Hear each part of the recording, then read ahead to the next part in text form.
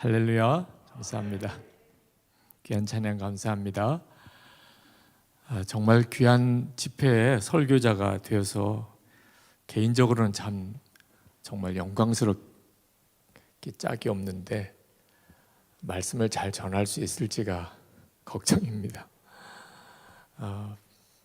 165년 전에 태어나신, 저하고 거의 한 100년 차이가 나시는 분이더라고요. 아직도 30이 되기 전에 137년 전에 그는 의사였는데 미국의 최고 명문대학 나온, 그리고 이미 병원을 시작한 그런 의사였는데 어머님, 홀로 되신 어머님 모시고 한국에, 그때는 가장 가난한, 전 세계에서 가장 가난한, 가장 고통스러운 형편에 있는 우리나라에 선교사로 오신 분, 그분이 돌아가신 지 이제 100년 되는데 오늘 특별한 집회를 합니다. 마음이 궁금했어요. 내내 설교자로 그렇게 지명을 받고, 도대체 스크랜턴 선교사가 도대체 어떤 마음으로 한국에 오신 걸까?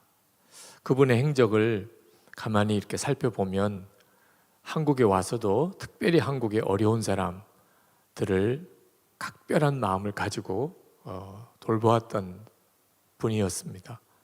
정동에 아주 여건이 좋은 곳에 이미 병원을 내시고도 가장 안전한 곳이고, 또 그나마 그때 당시에 품이 있는 사람들, 또 외국 공간원들 이렇게 함께 지낼 수 있는 그곳을 떠나서 전염병 환자들 그렇게 버려진 곳, 어린 아기들 죽으면 거기다 문든 그 아현동 애옥의 고개, 거기 병원을 굳이 내고, 또 동대문 그때 낙산 고개, 거기에 그 갓밭이 짐승 가죽으로 신발 만드는 사람들, 백정, 무당들 이렇게 모여 사는 그 산동네, 그리고 여기 그때는 이 상동 언덕도 그 시장 상인들이 많은 곳이라 거린들이 많고 품팔이꾼들 많고 그런 사람들이 이렇게 몰려지는 여기에 굳이 병원을 내신 곳이 다 아현교회, 동대문교회, 상동교회가 되었지 않습니까? 그러니까 오죽 고종 황제도 참 이 사람은 가난하고 어려운 사람들을 돕는 의사구나, 그래서 특별히 그렇게 병원 이름도 시병원이라고 병원 이름도 내려주었을 정도로 두루 인정을 받은, 가난한 사람이나 왕이나 인정을 받은 선교사님이셨어요. 그분은 어떤 심정으로 그렇게 사역을 하셨을까? 생각해 보면 그렇게 먼 기간이 아니었거든요. 한 100년 형편이라면 지금 제 처지와 그분의 처지를 비교하면 그 심정을 쉽게 이해하기가 어렵더라고요. 그때 미국을 떠나서 한국에 온다는, 그것도 아직도 나이가 30도 되기 전에 한국에 온다는 그 생각을 어떻게 했을까? 저는 일본을 갔다가 고베에서 그 스크랜턴 선교사님 그 묘소를 갔었어요. 그때는 소개를 받아서 그냥 갔습니다. 목사님, 스크랜턴 선교사님 묘소가 여기 있습니다, 일본에. 그렇습니까? 저는 뭐 특별한 생각 없이 그냥 가봤어요. 근데 가서 쭉 설명을 듣는데 스크랜턴 선교사님의 이 말년이 굉장히 불행하셨더라고요. 선교사직도 사직하고 감리교회도 떠나고, 그리고 사실 어떤 정처 없이 배회하시는 것처럼 중국에도 가고 일본도 가셔서 거기서 갑자기 교통사고로 중병을 얻으시고 돌아가셨다는 이야기를 듣고 무슨 사연이 있으시길래 그랬을까? 그러면서 굉장히 마음이 먹먹하더라고요. 그 스크랜턴 선교사님의 묘소를 그 일본에서 보고 왜 이렇게 되었을까? 나중에 이제 사정을 조금 들어보니까 이분이 그냥 그 어려운 사람 도와주려고 하는 것만 아니고 정의감도 굉장히 크신 분이더라고요. 한국에 와 보니까 일본이라는 나라가 얼마나 문제가 많은지를 알게 되고, 그 점에 대해서 도무지 용납이 안 되는 그런 선교 정책을 받아들일 수가 없으니까 과감하게 그냥 감리교 선교사직도 내려놓고, 그런데 마지막에 너무 불행한 거예요. 하나님의 위로하심인가, 이거 어떻게 이렇게 설명할 수 있겠나. 근데 이번에 설교자로 부름을 받고 깊은 고민이 됐습니다. 하나님, 도대체 스크랜든 선교사님의 이 마지막 죽음을 도대체 어떻게 우리는 이해를 해야 하는 겁니까? 네, 오래전에 존 파이퍼 목사님의 설교를 들은 적이 있어요. 그때도 굉장한 사실 충격을 받았었습니다. 이분이 굉장히 전에 설교, 청년 집회 때 했던 설교인데 그 영상도 굉장히 낡은 영상입니다. 근데 메시지는 굉장히 강하세요.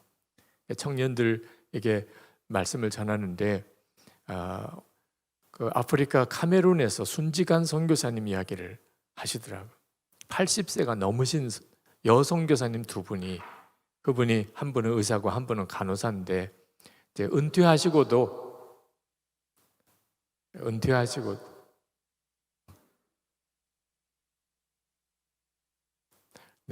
은퇴하고도 그분이 여전히 아프리카에서 여생을 얼마든지 편안하게 사실 수 있는데 아프리카 카메룬에 있는 참 병들고 고통당하는 분들을 그렇게 돌보는 사역을 하시다가 그날도 몸이 아픈 사람을 이제 병 치료해 주려고 두 분이 차를 타고 카메룬의 산악 지역을 운전해 가시다가 브레이크 파열로 그냥 절벽에서 그대로 추락해서 그 자리에서 돌아가셨어요. 두 분이.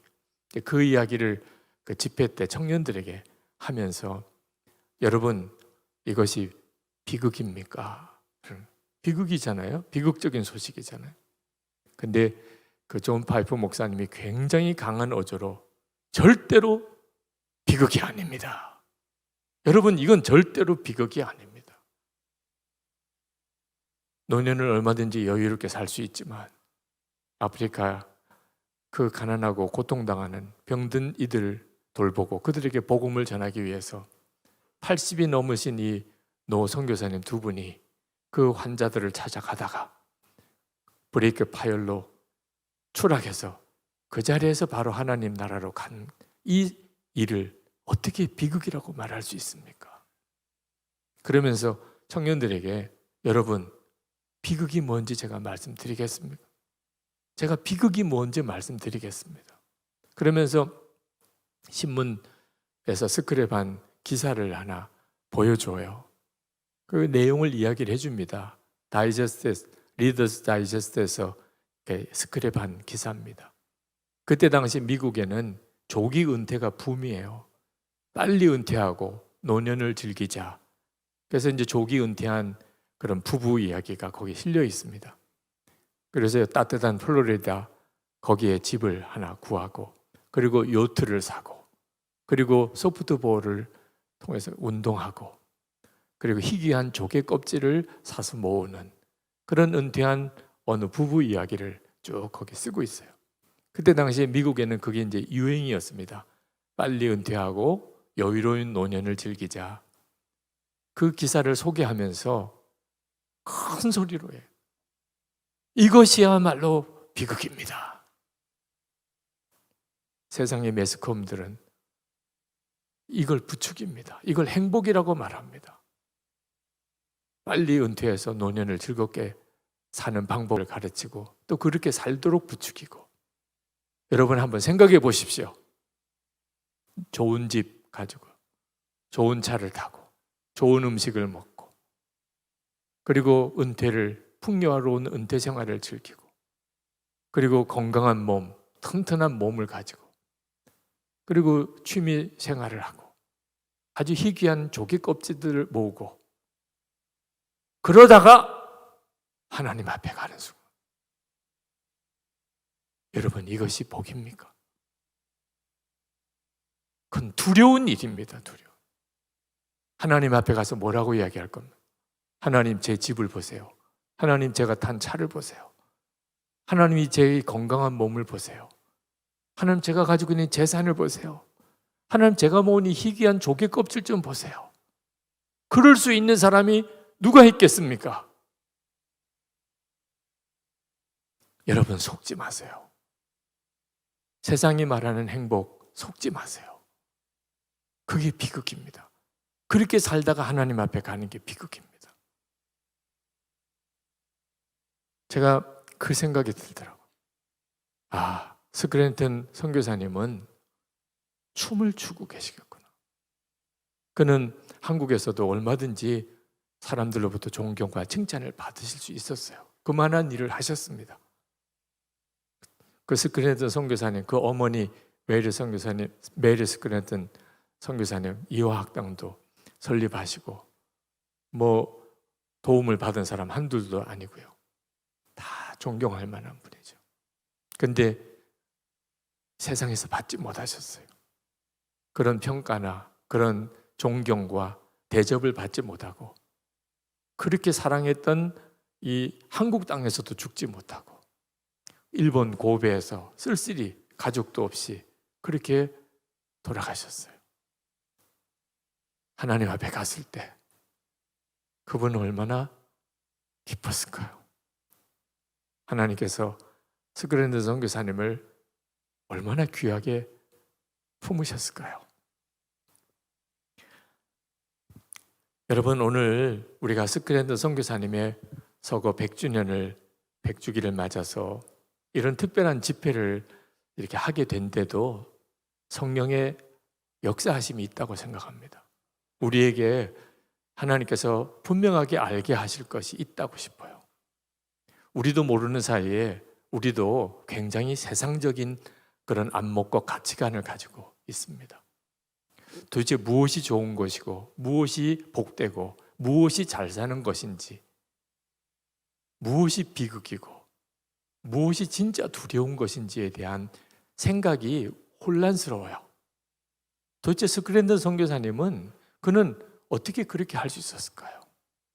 그분의 이야기를 가만히 읽어보니까 그분이 처음에 한국 선교에 대한 제안을 받았을 때 그분은 거절하셨다고 그러더라고요. 당연히 그러셨겠죠. 그때 당시 한국에 선교사로 오고 싶은 마음이 있는 의사가 몇 분이나 됐겠어요. 그것도 이제 20대 청년인데. 그런데 그가 아주 극심한 장티푸스를 앓습니다. 거의 사경을 헤맬. 그때 하나님께 그런 기도를 드렸던 것 같아요. 하나님, 제가 이 병에서 나으면 그러면 주님께 제 삶을 드리겠습니다. 죽음의 문턱까지 가서 그때서야 아마 스크랜턴 선교사님은 이 세상에 사는 것이 잘 먹고 잘 사는 것이 전부가 아니라는 것을 아마 깨달으셨던 것 같아요. 하나님이 불러가실지 다시 생애를 주실지 모르지만 만약에 내게 다시 생애가 주어진다면 나는 진짜 중요한 것을 위해서 살겠다. 더 귀한 것을 위해 살겠다. 아마 마음이 정리가 됐던 것 같고, 그리고 기적적으로 사실 치유가 됩니다. 그 기도를 드리고 주님이시구나. 주님이 나를 살리시는구나. 왜 살리셨을까? 또다시 병원을 통해서 대접받고 여유롭게 잘 살라고 살리신 걸까? 그게 한국 선교를 결단합니다. 이 일이 더 귀하다고 느낀 거죠. 그때 당시 미국에서 병원의 의사로 병원장으로 지내는 것보다 이 가난하고 고통스러운 한국에 가서 복음 전하고 여기 고통당하는 사람 치료하는 게 더 귀하다고 믿어진 거죠. 주님을 만나고 그리고 영원한 하나님과 눈이 뜨이고 나니까 더 귀한 게 만나진 거예요. 그래서 한국에 오시게 된 거죠. 저는 이것은 우리들에게도 오늘 주는 굉장히 중요한 메시지라고 생각합니다. 우리는 이 세상에 좋은 것보다 더 귀한 것을 발견한 사람인가 하는 거예요. 당연히 그렇죠. 우린 당연히 그렇습니다. 그렇지만 사실 머리로만 생각하는 거지 실제가 아닌 경우에 문제가 되는 거예요. 사도 바울이 그가 자기에게 유익하던 거 다 해로 여기고 배설물처럼 버렸다고 그랬어요. 사도 바울에게 유익하던 게 뭐겠어요? 우리가 유익하게 여기는 거죠. 건강, 부귀, 명예, 성공 다 우리가 귀하게 여기는 거잖아요. 세상에 살려면 다 그런 게 필요하잖아요. 그런데 사도 바울에게 있어서는 그런 것들을 억지로 버린 게 아니에요. 억지로 버려도 대단한 거죠. 억지로 버린. 그걸 버릴 때 막 울고 몸부림치고 그러면서라도 버린 사람은 우리가 보기에도 귀하잖아요. 그런데 사도 바울은 그걸 해로 여겼다는 거예요. 배설물로 여겼다는 거예요. 여러분, 무언가를 해롭게 여긴다는 게 뭡니까? 지금 우리가 마스크 쓰고 있는 이유가 뭡니까? 바이러스 감염이 해로우니까 우리가 마스크도 쓰고 있는 거잖아요. 무언가를 해로 여긴다는 것은 딱 느낌이 있잖아요. 만약에 여기에 뱀이 돌아다니면 아마 반응이 확 다를 거예요. 해로운 것을 보는 느낌이 있잖아요. 배설물처럼 여긴다. 오늘 여러분들이 용변 보셨으면 배설물처럼 여기는 게 뭔지를 아마 다 아실 거예요. 어떻게 그게 가능합니까? 아니, 내게 유익한 거. 돈, 명예, 성공, 사람의 칭찬, 대접받는 거. 이게 어떻게 해롭게 여겨지고 이걸 어떻게 배설물처럼 보일까요? 더 좋은 것을 보았기 때문에. 더 좋은. 100만 원을 버리라, 포기하라 그러면 아마 여기 계신 분 중에 쉽게 되실 분 없으실 거예요. 100만 원을 포기하라. 그런데 돈 1억이 있고 100만 원인 둘 중에 하나만 가져야 된다.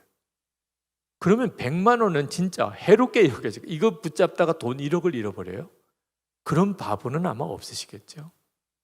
더 좋은 것을 발견했으니까 이 세상 유익하던 게 다 해롭게도 여기고 배설물처럼 버려진 거죠. 그 좋은 게 뭐였을까요? 도대체 사도 바울에게 있어서 유익하던 걸 다 해로 여기고 배설물처럼 버리게 만든 그 좋은 게 뭐였겠습니까? 예수 그리스도입니다. 예수 그리스도 그분을 알고 그 안에서 발견되려 함이라. 이게 기가 막힌 거예요. 스크리튼 선교사님을 어떻게 이해할 수 있을까요?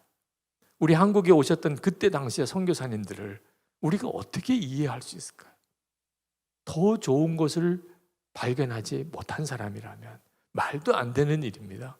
지금도 선교사로 파송받는 일은 쉬운 일이 아니잖아요. 그런데 어찌 그때 137년 전 그때 한국에 선교사로 올 생각을 했을까요?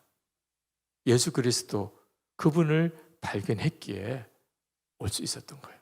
한국에 와서도 굳이 좋은 정동 거기 병원 굳이 내려놓고 애옥의 언덕이나 동대문 여기 상동 가난하고 힘든 사람들 있는 그곳에 굳이 가서 거기에 약국을 만들고 병원을 세울 생각을 왜 했을까요? 더 좋은 것을 발견했기 때문에.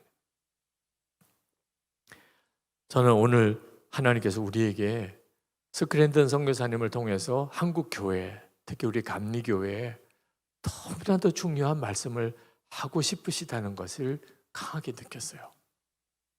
예수님께서 제 마지막 제자들에게 당부하신 말씀이 두 가지인데 하나는 엄청난 사명이에요. 또 하나는 놀라운 약속입니다. 사명을 주셨어요.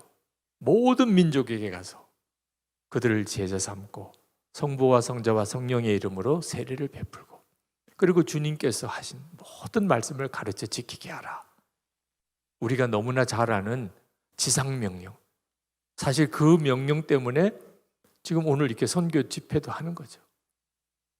교회마다 우리가 복음 전하고 선교하는 일을 귀하게 여기는 이유, 예수님께서 그렇게 하라고 명령하셨어요. 엄청난 명령입니다. 2000년 지난 지금도 선교사 한 사람 파송하는 일이 보통 일 아니잖아요. 근데 2000년 전 그때 그 제자들에게 세계 모든 민족에게 가서 그들을 제자 삼으라. 그게 사실 가당한 일입니까? 그런데 그 엄청난 사명만 주신 게 아니고 놀라운 약속을 하셨어요. 그리고 난 다음 말씀하시기를 세상 끝날까지 내가 너희와 항상 함께 있으리라. 자, 이 엄청난 사명과 놀라운 약속 중에 어떤 게 더 크게 느껴지십니까? 많은 분들이 그 사명이 더 크게 느껴져요. 해외 선교사로 가고 모든 민족에게 가고 그들에게 복음을 전하는 일은 와, 이건 정말 어떻게 하라는 말이야. 2000년 지난 지금도 이게 쉬운 일이 아니라니까요. 그런데 세상 끝날까지 항상 너희와 함께 있으리라는 약속은 그건 뭐 이미 다 이루어진 거죠. 뭐 예수님 내 안에 계시잖아요. 우리와 함께 계시죠. 뭐 아멘이죠. 뭐 설교 한 번으로 끝날 문제죠. 예수님 우리와 함께 계시잖아요. 그건 이미 뭐 다 이루어진 거예요. 진짜 그런가요? 그러니까 다 뒤틀리고 있는 거예요. 이 사명은 여전히 우리로는 감당할 수 없는 큰 무게감으로 다가오고 주님의 약속은 뭐 이미 다 이루어진 것이 그거 뭐 또 다시 재론할 거 뭐 있어요? 주님 우리와 함께 계시니까 아멘 그러면 끝나는 거지 아닌 거예요. 초대교회 사도행전 역사를 보십시오.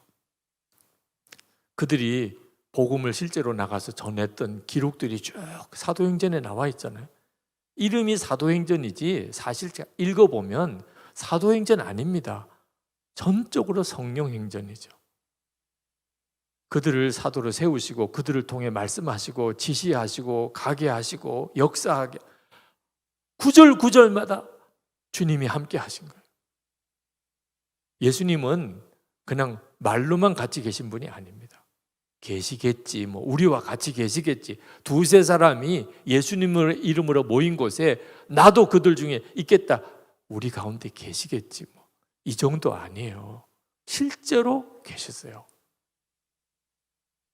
그러셨다니까. 베드로에게 고넬료의 집에 가게 하신 분. 사도 바울 아시아 전도 막으시고 유럽으로 건너가게 하신 분. 빌립에게 광야로 나가서 에티오피아 내시를 만나게 하죠. 사도행전 읽어보면 그들의 모든 사역과 삶 속에 주님이 함께 계셨어요. 그래서 그 전도 역사가 이루어진 거예요.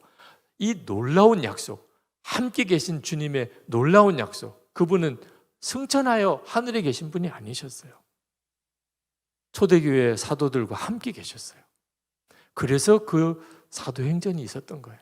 사도 바울의 사역이 있었던 거예요.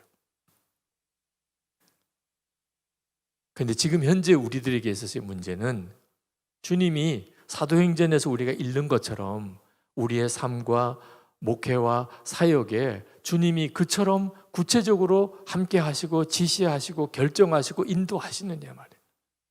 우리는 그런 줄로 그냥 여기는 거예요. 주님이 그렇게 해주시고 계시다고 그냥 생각하는 거예요. 그러니까 우리끼리 의논하는 거, 우리끼리 의논하고 우리끼리 계획 세우고 우리끼리 진행하고 다 우리끼리 하는 거예요. 주님이 하셨습니다. 말은 그렇게 하지만 실제로는 다 우리끼리 한 거죠. 그 차이가 엄청나요.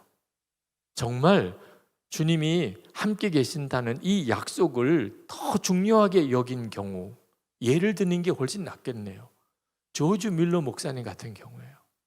조지 밀러 목사님이 그 많은 고아들을 먹여 살렸는데 그 많은 고아들을 먹여 살린 일이 큰 게 아니었어요. 다 아시잖아요. 모든 것을 그는 기도로 해결했습니다. 왜? 주님이 내 기도 들으시고 응답하시고 역사하신 걸 진짜 믿었으니까. 주님, 나와 함께 계시는 주님을 진짜 믿었기 때문에 조지 밀러의 그 엄청난 사역이 있었던 거예요. 조지 밀러에게는 사명보다도 약속이 더 컸어요. 그런 줄로 알았기 때문에 그 엄청난 사역이 있었던 거예요. 조지 밀러의 그 영향을 허드슨 테일러 선교사가 그대로 받습니다. 그래서 그는 중국으로 갈 수 있었어요. 파송해 주는 선교단체가 없었어요. 무슨 상관이에요? 주님이 함께 계신, 주님이 가라 하시는데. 선교단체, 선교 헌금 오는 데가 없으니까 항구에 있을 필요가 없어요. 중국에 내지 선교로 들어가요. 선교비 받는 선교사님들은 항구를 떠날 수가 없어요. 떠나면 선교비를 못 받는 거려. 근데 허드슨 테일러 선교사님은 주님이 함께 계시고 주님이 나를 보내셨고 주님이 나를 먹이시고 살리시는데 항상 함께 계시겠다고 하는 예수님, 그분에 대한 믿음이 분명해지니까 결국 중국 내지 선교가 일어나고 그 무서운 공산 치하에서도 중국 교회가 지금도 살아있잖아요. 존 하이드 선교사님, 인도에 인도 부흥을 시작하고 그 영향력으로 한국 부흥도 사실 된 거죠. 그 인도의 부흥 기도의 종이었던 존 하이드 선교사, 그는 거의 모든 사역이 기도였습니다. 그 말은 항상 함께 하시는 주님을 누구보다도 더 분명하게 알았던 거예요. 우리도 목회자가 되든 선교사가 되든 또는 성도든 항상 함께 계시겠다고 하는 이 주님의 약속을 더 중요하게 여겼다면, 그게 더 중요하든 이것이 분명해져야 된다는, 그 다음에는 어떤 사명도 사실 크다고 말할 수가 없어요. 주님보다도 더 큰 사명이 어디 있습니까? 주님만 함께 하시는 게 분명하다면 도대체 뭐가 어렵고 뭐가 염려가 되겠어요? 도대체 100여 년 전에 한국에 온 선교사님들은 뭐라고 설명을 해야 됩니까? 그분 함께 계신 주님이에요. 그 함께 계신 주님이 그분들을 여기까지 오게 하신 거예요. 우리 한국 부흥을 시작한 우리 하디 선교사님, 감리교회 하디 선교사님, 그분이 1903년 원산에서 선교사님 수련회 때 그가 말씀을 전하는 3번 말씀을 전해달라는 요청을 받았습니다. 그때 당시에 선교사님들 중에도 존경받으시는 분이죠. 훌륭한 분이죠. 그분도 의사였고 그리고 한국에 선교사로 왔는데 굉장히 올곧고 강직한 분이에요. 한국 교인들이 어렵게 느껴질 정도로, 이분이 의사인데도 이 하디 선교사에게 와서 진료를 잘 받으려고 안 했어요. 왜? 워낙 어려우니까. 그랬을 정도로 이분은 한국에 참 그리스도인을 세우고 싶었어요. 진짜 교회를 세우고 싶었어요. 그런데 너무 좌절이 오는 거예요. 도대체 이 한국 사람들은 예수를 제대로 믿을 수나 있는 사람들인가? 너무 실망이 되는 겁니다. 그렇게 복음을 전해주고 말씀을 가르쳐도 제대로 된 그리스도인 한 사람 나오지 않는 것 같아요. 하디 선교사님은 세례 주는 일을 굉장히 엄격하게 생각했어요. 한국 교회는 진정한 교회가 될 수 있을까? 하디 선교사님 마음에 선교에 대한 실패감이 있었어요. 좌절감, 안 된다. 이유는 한국은 도대체 예수를 제대로 믿을 수 없는 사람들, 한국 교회는 제대로 설 수가 없는 그런 교회구나. 그런 생각이 있는 중에 그 선교사 수련회 말씀을 준비했었어요. 말씀을 요한복음을 가지고 선교사님들에게 설교 준비하다가 이분이 성령의 강한 책망을 받습니다. 그리고 선교사님들 앞에서 회개를 해요. 그 회개가 뭡니까? 내가 예수님을 실제로는 안 믿었다는. 하디 선교사님의 회개예요. 이게 도대체 말이 됩니까? 아니, 하디 선교사님이 예수를 안 믿었다니. 그가 요한복음을 강의하고 말씀을 준비하다가 모든 선교의 역사, 모든 전도의 역사는 주님이 하시는 거죠.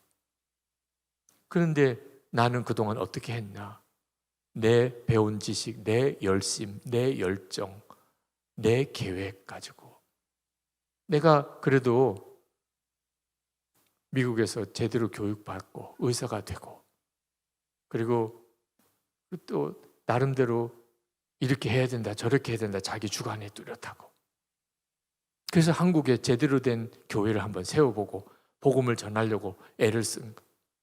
이게 내가 한 거구나. 내가 하려고 애를 썼더니 결국 이 모양이 된 거구나. 아니, 전적으로 성령께서 하시는 일, 주님이 하시는 일인데 나는 전적으로 주님을 의지했나? 전적으로 성령을 의지했나? 내 죄구나. 한국 사람들의 문제가 아니고 내 죄구나. 당신이 말씀을 준비하다가 깨달은 거예요.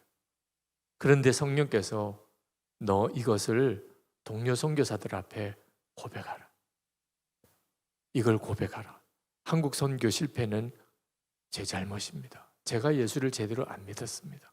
주님만 전적으로 의지하지 않고 내 열심 계획 가지고 해보려고 했던 것 때문에 다 망가진 겁니다. 선교사님들이 기절하는 줄 알았어요. 하디 선교사가 한국 선교 실패는 자기 때문이라. 내가 내 열심 가지고 내 지식 가지고 하려고 했었기 때문이라.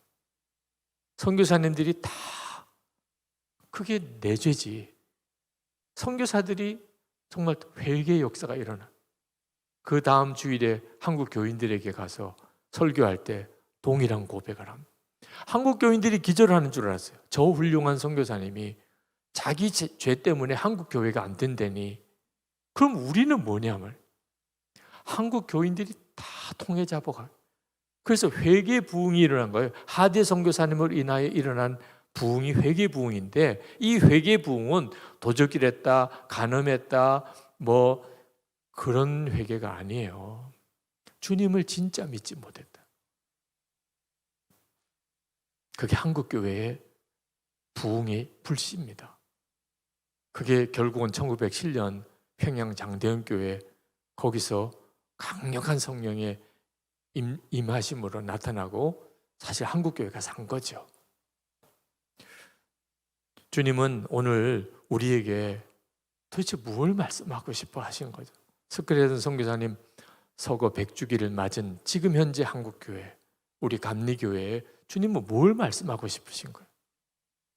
도대체 진짜 본질이 무언가 하는 겁니다. 우리가 정말 예수님, 우리와 함께 계시는 주님, 그 주님과 함께 동행하는 삶이 실제인지 그 점을 철저하게 우리가 점검하고 살고 있다면 그러면 우리는 굳이 미국에서 스크랜든 선교사님이 또 오실 필요가 없는 겁니다.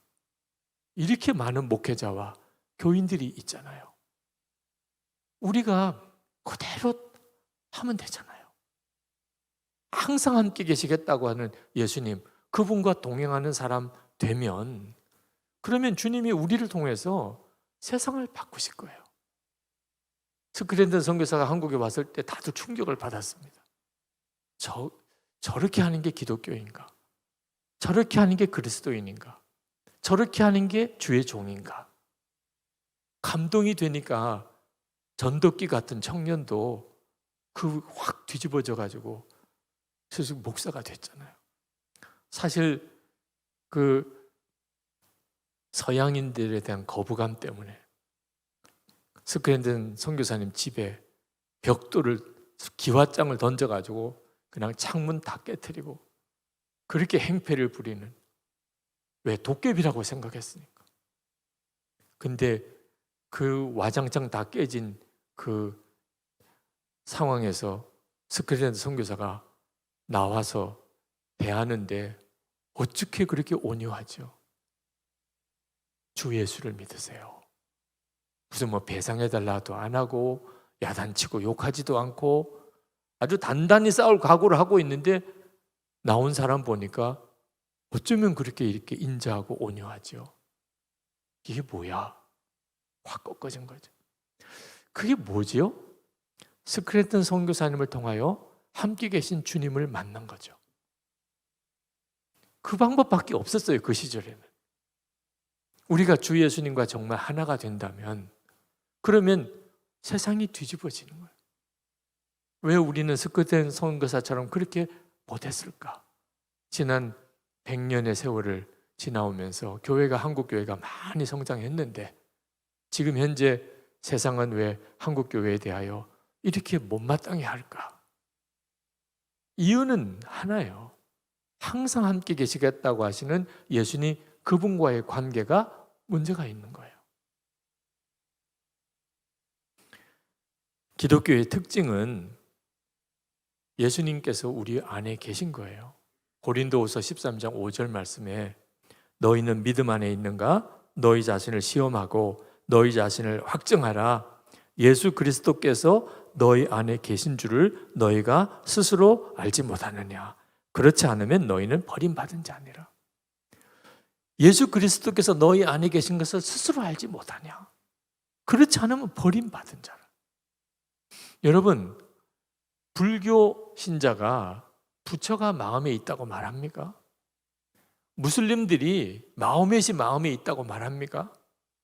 유림들이 공자가 마음에 있다고 말합니까? 근데 우리는 예수 그리스도가 우리 마음에 계시다고 고백해요. 이런 종교가 없어요. 이건 엄청난 거예요. 문제는 그걸 말만 한다는 거죠. 예수 그리스도께서 여러분 안에 계신 걸 믿습니까? 그러면 다 아멘이에요. 근데 실제로는 전혀 기억도 못하고 사는 거예요. 식당에 가서 누구를 만나고, 집에 가서 가족을 만나고, 교회에서 무슨 회의를 하고, 주님 생각도 안 한다니까요. 예수님 마음에 계시다며 다 잊어버리는 거예요. 제가 목회하면서 제일 힘든 것이 장로님들하고 회의하는 거예요. 뭐가 힘드냐 하면 전혀 주님을 의식하지 않는 거예요. 그래서 하도 답답해서 나무 십자가를 가지고 회의를 했던 적이 많았습니다. 우리 주님 바라봅시다. 우리끼리 의논해서 결정하는 게 아니고 주님이 원하시는 결정을 해야 되지 않습니까? 그러면 회의 중에 계속 우리 주님 바라봅시다.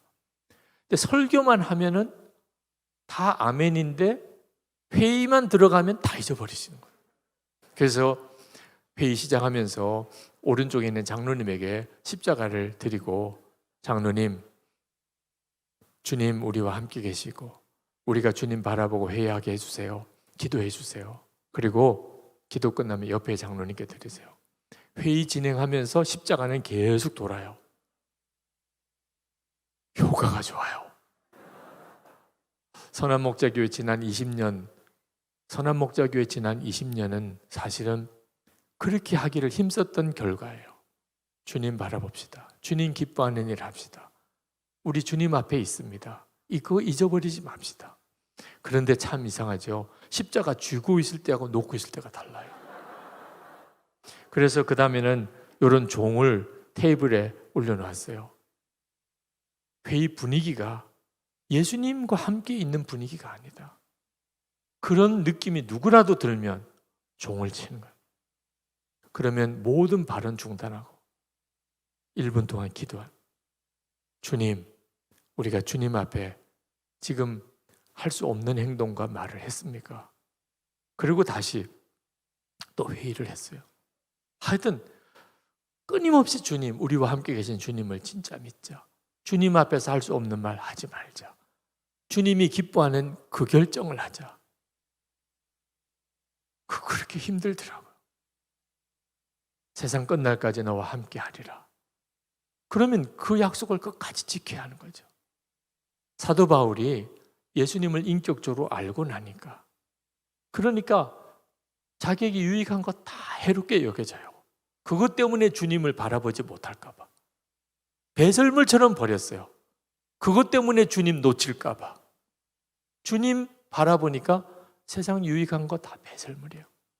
그런데 기가 막히죠. 요즘에는 남의 배설물까지 다 끌어안으려고 하는.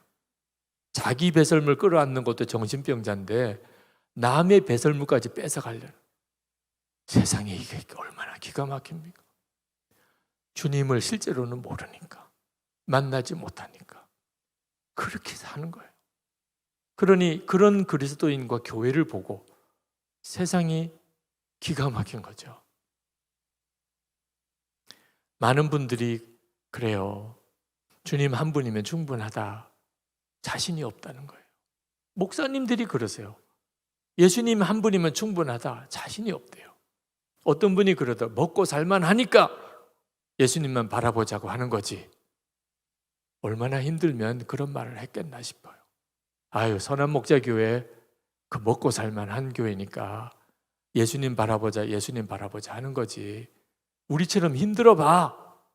예수님만 바라보자는 말 나오나? 선한목자교회 지난 20년 역사는요, 진짜 기가 막히게 어려웠어요. 그래서 주님만 바라보자고 한 거예요. 먹고 살만하니까 예수님 바라보자고 한 거 아니에요. 먹고 살만한 분들은 오히려 예수님 안 바라봐요.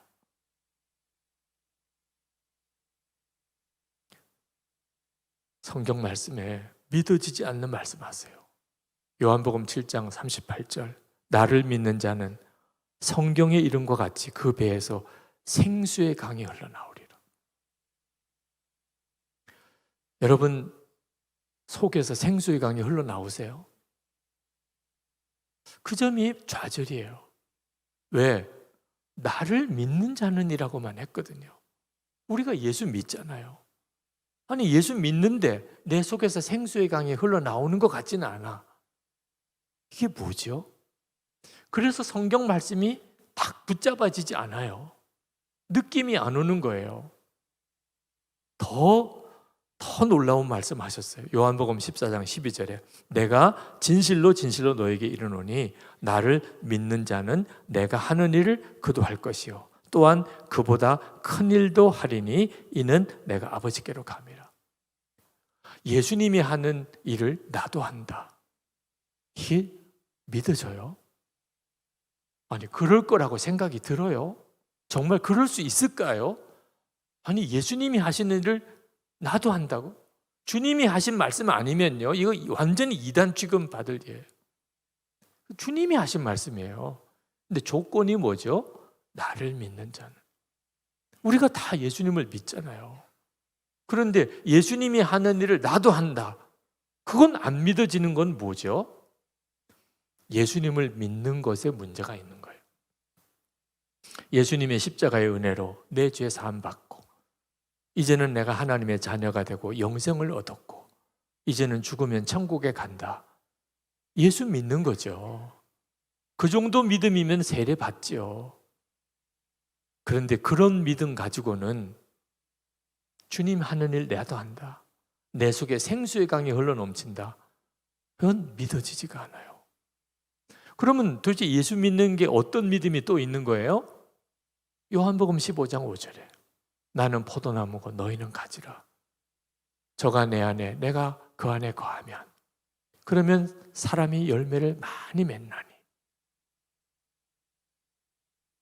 이건 속죄의 은혜하고 또 다른 믿음이에요. 아니 예수님이 내 안에 거하시면 그분이 생수의 강인데 생수의 강이 내게서 흘러나오리라. 안 믿을 게 뭐 있어요. 그분이 예수님이 내 안에 거하시는데. 사도 바울의 버전이에요. 요한복음 15장 5절에 사도 바울 버전이 갈라디아서 2장 20절에 내가 그리스도와 함께 십자가에 못 박혔나니 이제는 내가 사는 거 아니요 내 안에 그리스도께서 사시는 것이라. 아니 내 안에 그리스도께서 사시는 것이라. 그러면 주님이 하시는 일을 나도 하는 것, 그게 뭐가 문제가 돼요? 내 안에 사시는 분이 주님이신데 우리는 이 문제를 너무 소홀히 생각하고 지나가요. 그냥 예수 믿으면 속죄 안 받고 구원 받는다. 그걸로 끝이에요. 나는 죽고 예수로 사는 이 십자가의 복음을 너무 소홀히 생각. 예수님과의 온전한 연합, 사도 바울이 만났던 그 주님. 그렇지 않으면 사도 바울을 이해할 수가 없고 그리고 스크린했던 선교사님이나 한국에 왔던 선교사님들을 이해할 수가 없어요.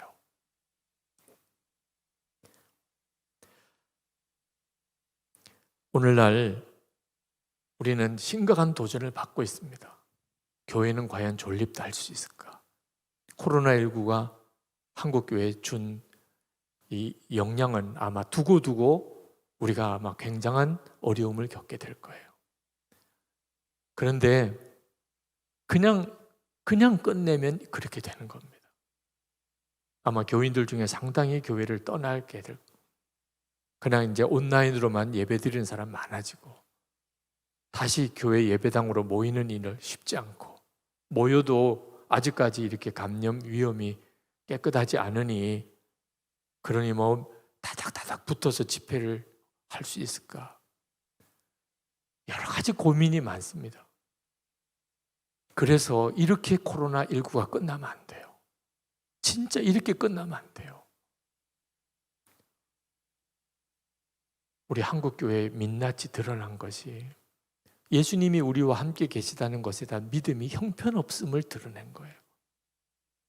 우리는 그냥 모여야 되는 거였어요. 예배당 중심이었고, 목회자 중심이었고, 하여튼 교인들끼리 모여야, 그래야 어떻든지 신앙이 유지가 됐어요. 모일 수 없는 상황이 되고 나니까 예수님 내 안에 계시다고 믿는 믿음이 진짜였나? 주님이 내 안에 계신 게 진짜였다면 뭐가 문제가 되나요? 예배당에 모이나 혼자서 예배드리나 달라지는 건 아무것도 없잖아요. 이제는 정말 우리가 정신 똑바로 차리고 환경과 여건의 문제를 다루는 것도 중요합니다. 지혜가 필요해요. 그러나 더 중요한 것은 예수 그리스도와 우리가 정말 연합된 장가, 세상 끝날까지 항상 함께 계시겠다고 하시는 예수님에 대한 믿음은 진짜 있나? 그 주님을 진짜 만났나? 결국은 주님이 하세요. 성경을 읽어보면 역사는 다 주님이 하십니다. 요한복음 4장 14절, 내가 주는 물은 그 속에서 영생하도록 솟아나는 샘물이 되리라. 요한복음 7장 38절, 나를 믿는 자는 성경에 이른 것 같이 그 배에서 생수의 강이 흘러나오리라. 요한복음 14장 27절에 평안을 너에게 끼치노니 곧 나의 평안을 너에게 주노라. 마태복음 11장 28절, 수고하고 무거운 짐진 자들아 다 내게로 오라. 내가 너희를 쉬게 하리라.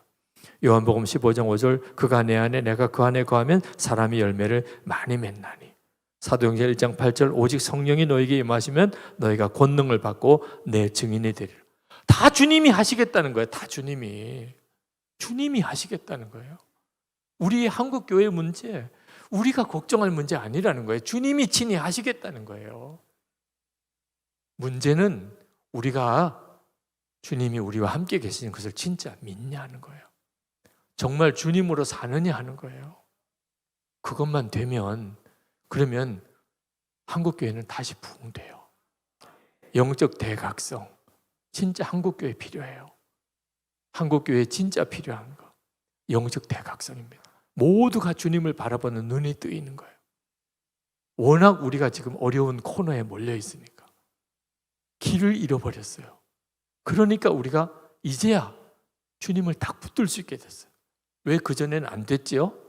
살만하니까. 그래도 뭐 해볼만 하니까 그전에는. 근데 지금은 이 방법도 안 되고 저 방법도 안 돼요. 그래서 오히려 다행이에요. 이제는 진짜 주님만 붙들게 된 거죠. 한국교회 위해서 기도하면 좌절이 옵니다. 한국교회는 회복될 수 있을까? 다시 회복될 수 있을까? 다시 부흥될 수 있을까? 안 되는구나. 아유, 이건 도무지 회복이 안 되는구나. 이런 느낌이 들 때도 많았어요. 근데 생각해 보니까 제가 잘못한 게 있더라고요. 그건 역사가 위로부터 오는 줄 알았어요. 위로부터. 하나님, 이 좀 어떻게 해봐 주세요. 하나님, 이거 어떻게 좀 역사해 주세요. 그런데 역사하실 그분은 제 안에 와 계시더라고요. 제 안에 와 계세요. 여러분 안에 계시잖아요. 생수의 강이신 분. 그분이 내 안에 계세요. 그러니 이건 되고 말고 문제가 없어요. 이미 우리 안에 거하시는 주님이, 그분이 생수의 강이고 그분이 성령의 불이세요. 그러면 이건 되는 일이잖아요. 하나만 필요한 것. 우리가 우리와 함께 계시는 주님을 주목하는 거예요. 스크랜든 선교사님이 그 사역을 할 수 있게 하신 분이 주님이시거든요. 스크랜든 선교사님이 아니잖아요. 그분 안에 역사하신 주님이시죠. 그 주님은 지금 우리 안에도 계신 거예요. 우리가 함께 이 시간 기도하면 좋겠습니다. 하나님, 스크랜턴 선교사님의 서거 100주기에 우리가 이렇게 모여 집회를 할 수 있게 해주신 하나님 감사합니다. 그런데 우리가 그저 단순히 과거만 추억하기에는 우리의 지금 처지가 너무 절박합니다. 하나님, 주님, 우리의 눈을 열어 주를 보게 하소서. 사도 바울이 다 배설물처럼 해로 여겨질 정도로 만났던 주님, 제가 그 주님을 만나기를 원합니다. 스크랜턴 선교사님을 그 137년 전에 한국에 오게 하셨던 그 주님, 그 일본 고베에서 쓸쓸히 돌아가시면서도 하나님 앞에서는 말할 수 없는 영광을 얻으셨던 그 은혜의 역사가 제게 일어나게 해주옵소서. 그리고 하나님, 우리 감리교회를 그리고 한국교회를 다시 일으켜 주셔서 이 땅의 영적 대각성이 우리 모두가 다 주를 바라보는 눈이 뜨이는 역사가 일어나게 하옵소서. 우리 주여 한번 크게 부르짖고 기도합시다. 주여! 할렐루야. 그거 놀라우신 하나님의 은혜, 하나님의 역사하심을 인해서 감사합니다. 오늘도 하나님 갈급하고 사모하는 심령 가운데 하나님 앞에 왔습니다. 하나님 스크랜턴 선교사를 이 땅에 보내시고 하나님, 도대체 하나님 주의 종이 어떤 사람인지, 보험 전하는 자가 어떤 사람인지, 예수 믿는 사람이 어떤 사람인지, 주님과 함께하는 사람이 어떤 사람인지 우리에게 하나님 보고 분명히 듣고 느끼게 해주셨습니다. 하나님, 한국 사회 전체가 충격받고 도전받고 하나님 그렇게 한국교회가 시작되게 하신 하나님, 아버지 하나님, 오늘 저희들 가운데 하나님 그 일을 행하시는 주님을 주목하게 하시고 주님을 바라보게 하시고 하나님 주님을 전적으로 의지하게 하여 주시기를 원합니다. 하나님, 이 땅에 영적 대각성이 일어나기 원합니다. 주님과 동행하는 진정한 그리스도인들이 소개되기 원합니다. 하나님, 주 예수님을 드러내고 증거하는 교회가 되기를 원합니다. 하나님, 그렇게 하나님 감리교회가 바로 설 수 있게 되기를 원합니다. 코로나19에서 말할 수 없이 힘들고 어려운 때 우리가 정말 주님을 믿는 자인지 아닌지 도무지 알 수 없는 방황하는 이때에 하나님, 주를 바라보는 눈을 열어주소서. 하나님, 주님으로 사는 성도가 되게 하소서. 그런 목회자가 되게 하소서. 하나님, 그런 교회가 되게 하소서. 주님과 온전히 연합하는 하나님 놀라운 은혜의 역사가 이 땅에 일어나게 하소서. 하나님의 부흥이 다시 시작되게 하소서. 하나님, 이 땅을 다시 살려주소서. 주님 오실 때를 준비하는, 성경 완성을 준비하는 하나님 한국교회가 되게 하시고 이 일을 위하여 감리교회를 쓰시옵소서. 하나님, 우리가 여기 있습니다. 하나님, 우리가 이 시간에 주님 앞에 섰습니다. 지금도 우리와 함께 계시는 주여, 우리를 사로잡으시고 주를 바라보는 눈을 열어주시고 하나님, 그 어떤 것보다도 귀한 보배이신 주님을 발견하게 하여 주시옵소서. 하나님의 놀라운 은혜가, 하나님의 놀라우신 역사가 다시 한번 하나님 생수의 강과 같이 이 땅에 흘러넘치게 되기를 원합니다. 하나님의 놀라운 은혜의 역사를 이루소서. 하나님의 놀라운 계획을 이루소서. 우리 성도들의 가정을 일으켜 세우시고 하나님의 교회를 반드시 세우시고 주의 종들을 일으키시고 하나님의 사명자들을 세워주시기를 원합니다. 오 주 예수님, 그 은혜를 도와주시는 하나님, 역사하신 주님, 주님을 찬양합니다. 하나님 감사합니다. 놀라우신 하나님 역사해 주시기 원합니다. 하나님 주관해 주소서. 충만해 주소서. 주님 사로잡아 주소서. 아버지 감사합니다.